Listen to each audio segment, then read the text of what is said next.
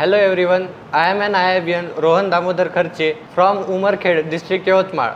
My father is a principal at Vasantrao Naik Junior College Bittergaon and my mother is a housewife. I scored 578 marks in NEET 2025 and I am a student of 2-year classroom program of IIB.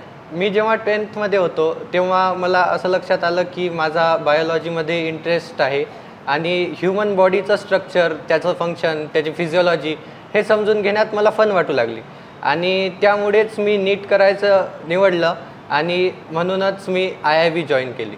So मला motivation एकाच गोष्टीतून भेटते, ते म्हणजे जेव्हा माझं medical फील्डमधलं education संपेल आणि ज्या वेळेस मला पेशंट्सला ॲक्च्युअली डील करावं लागणार आणि त्यांच्याशी भेटून त्यांच्या ज्या समस्या आहे त्या सोडवण्यात जे मला सॅटिस्फॅक्शन भेटणार आणि त्यांच्याकडून जो रिस्पेक्टही भेटणार, हेच माझं सर्वात मोठं मोटिवेशन. नीटच्या दिवशी मी एकदम रिलॅक्समध्ये सकाळी उठलो होतो आणि त्या दिवशी मी प्लॅन केला होता की काहीच वाचायचं नाही, फक्त मी सकाळी थोड्याशा मित्रांची फोनवर गप्पा मारल्या आणि त्या गप्पाही पेपरबद्दल तर बिलकुलच नव्हत्या, अशाच काही मॅचबद्दल वगैरे होत्या.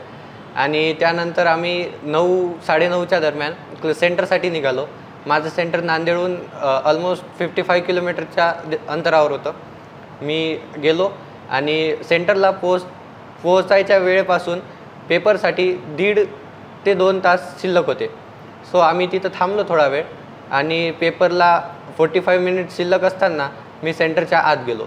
आमची चेकिंग झाली आणि त्यानंतर मी वर्गात जाऊन बसलो.